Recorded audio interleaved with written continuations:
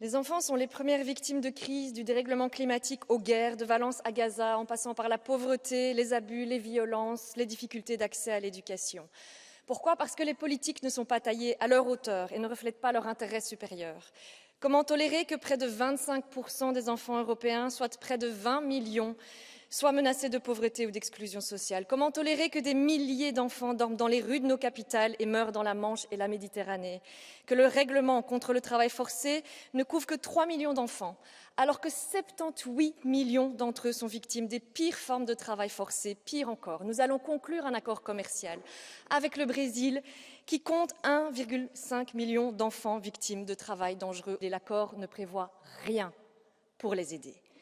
Comment tolérer encore que 14 100 enfants aient perdu la vie à Gaza, qu'ils soient pris au piège d'une guerre sans fin au Proche-Orient et que l'Europe reste silencieuse? Depuis 5 ans, nous demandons ici dans cette Assemblée que leur voix soit entendue. Mais pourquoi, alors que les lobbies du fossile ont leur voix dans la COP climat, les enfants ne l'ont pas? Pourquoi le Youth Policy Dialogue européen n'est pas étendu à tous les enfants? Il est temps de les écouter. Chaque commissaire a dans ses lettres de mission l'organisation, dans les 100 jours du mandat, dans les 100 premiers jours du Youth Policy Dialogue.